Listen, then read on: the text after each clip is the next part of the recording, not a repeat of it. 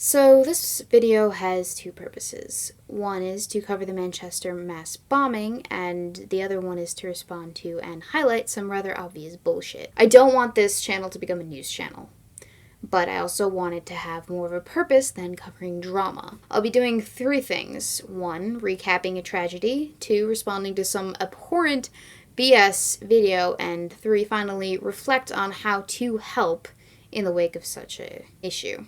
The third part is honestly the most important part, so stick around for that. For those of you who are unaware, Monday, May 23rd, 2017, there was a terrorist attack at Manchester Arena after an Ariana Grande concert had concluded, killing at least 22 people, including children, and injuring what sources say is about 60-odd people. The attacker is believed to have used an improvised explosive device and it has been confirmed as a terrorist attack. ISIS, I believe, has claimed responsibility, but who knows? Honestly, they'll claim responsibility for anything. Now, the response portion, which will admittedly be the longest part of this video, and it sucks because I'm giving attention to a person that really shouldn't have it, but there is a purpose, I promise. I will be responding to Onision's video on the matter entitled, Your Selective Public Sympathies for the Loss of Life, a 5-minute rant. It's important to realize this. I don't do this to start drama, nor do I do this to garner attention, merely to make a point and to spread awareness of a certain thing, again, which you'll become privy to later on in the video. So let's roll this bullshit.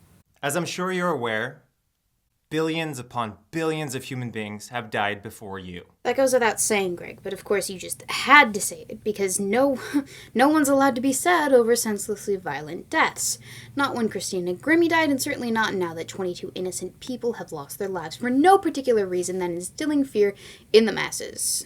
Like, we are just a copy of many people who came before us.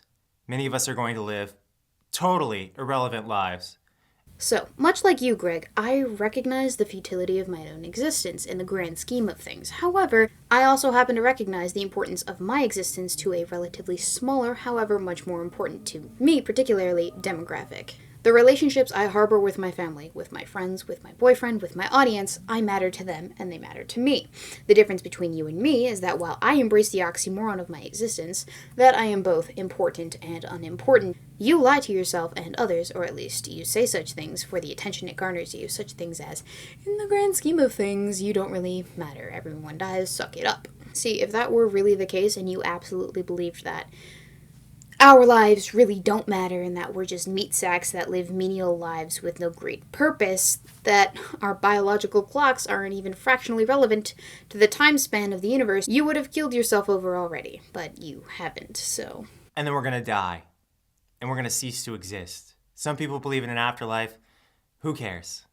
For all we know, we're just going to rot in the ground, and that's it. So then, if that's your standing, why does the death of 22 people mean so little to you? 22 people whose lives have gone to waste in the ground, cut short by a madman with irrational ideas.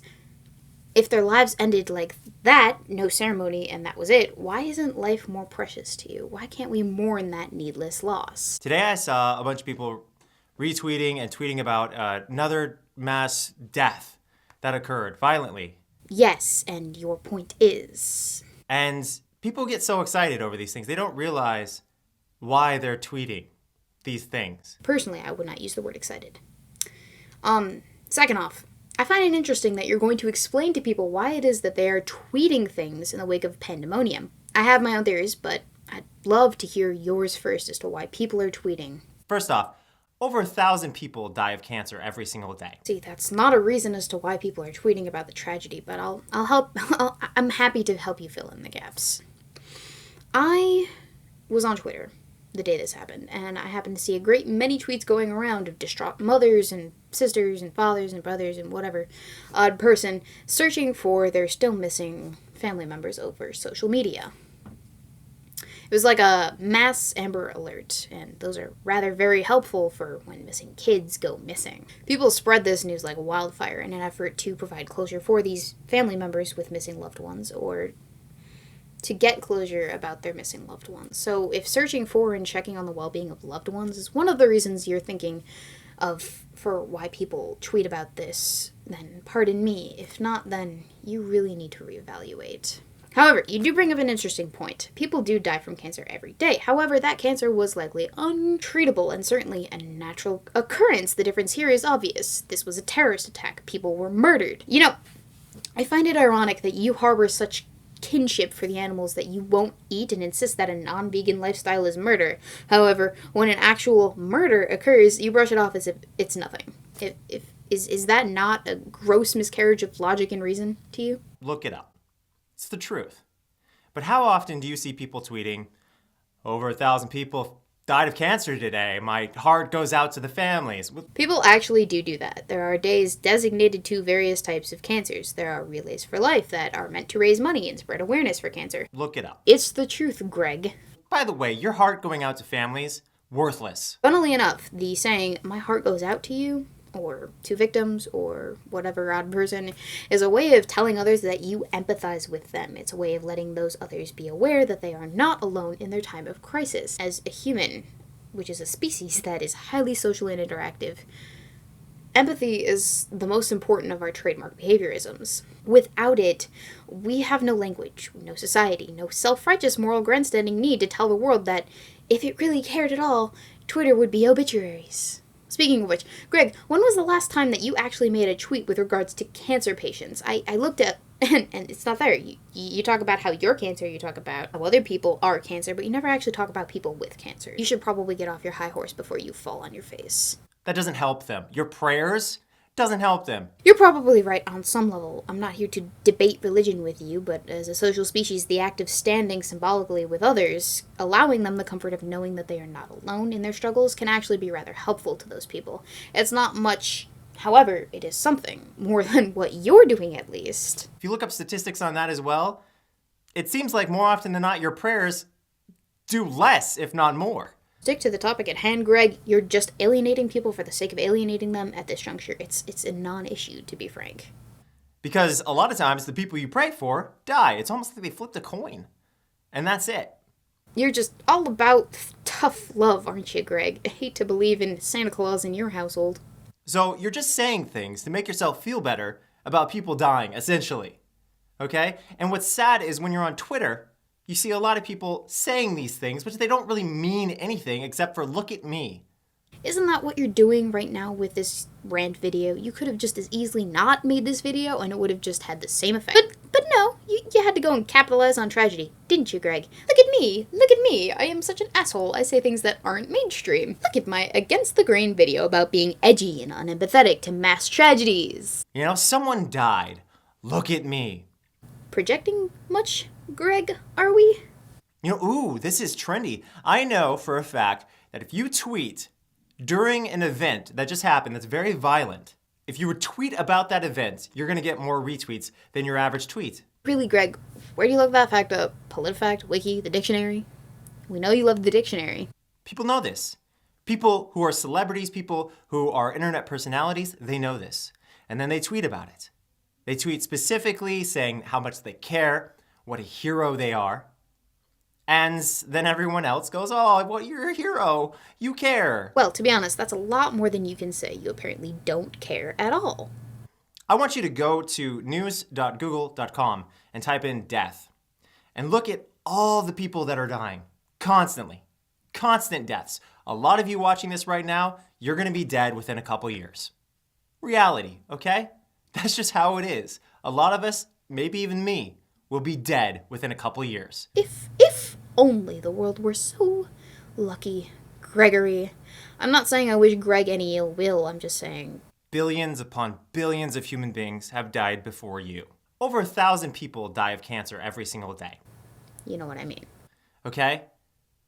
And then we have these people pretending selectively like certain deaths matter, but certain ones don't. But we most all agree that all human lives are equal, right? Inherently equal. Like at birth, you're equal, and then your decisions may change your value.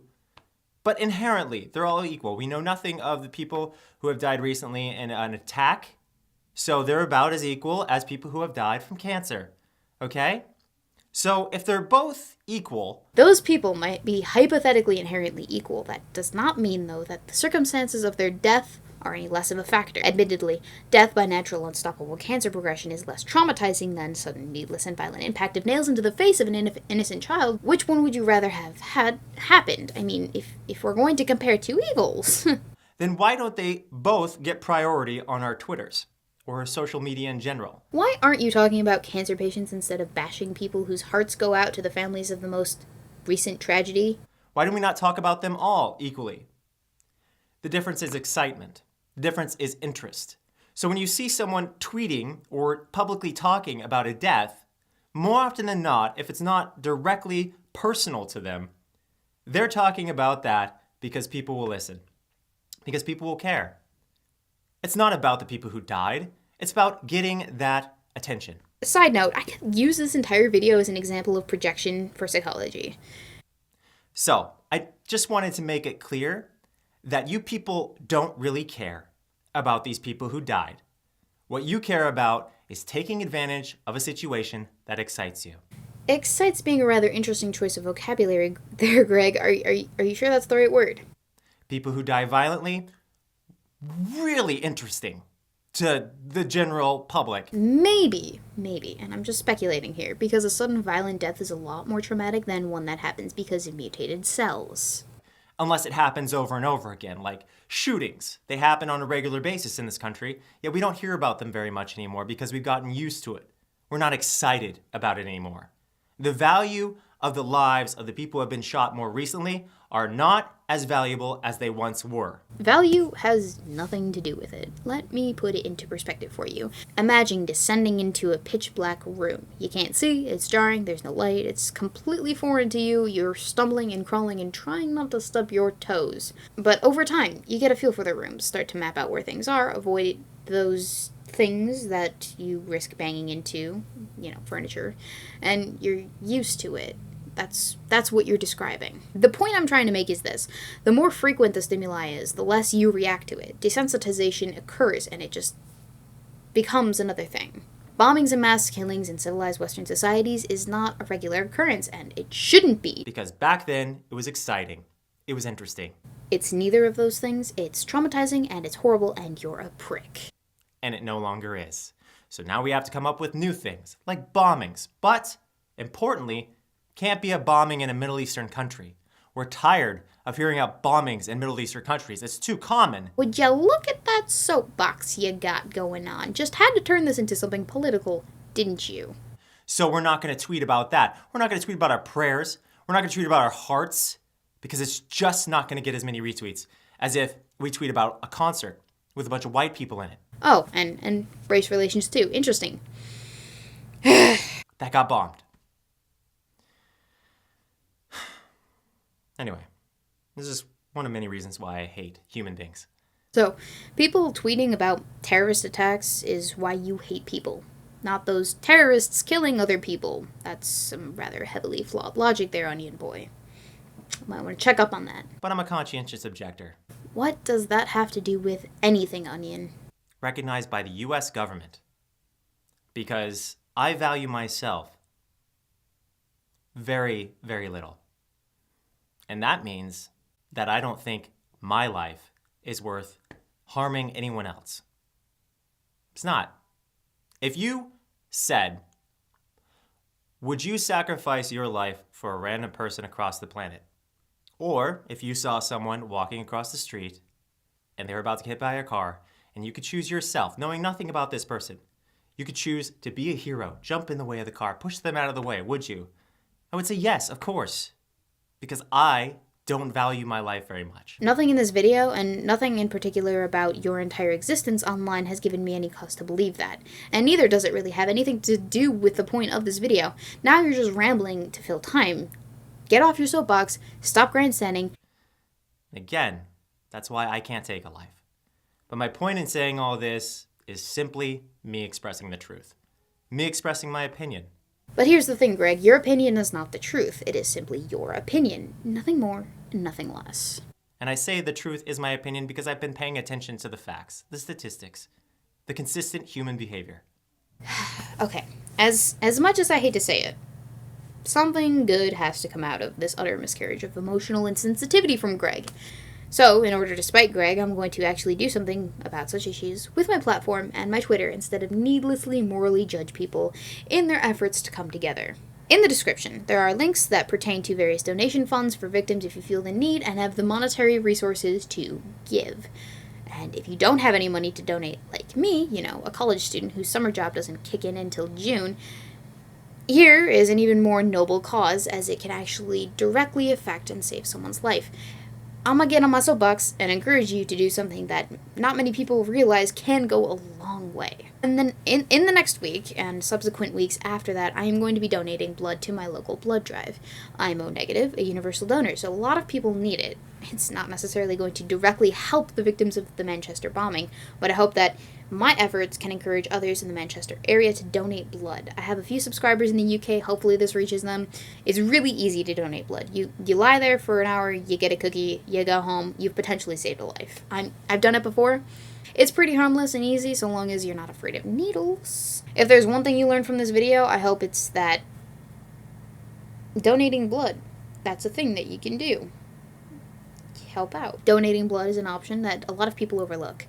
So I'm just kind of trying to get the word out there. There is something that's good that comes out of these tragedies that we have to kind of recognize, and that is, as a community, as a species, as a people, we tend to come together in the face of adversity. There are people helping, a bunch of taxi drivers giving people rides home,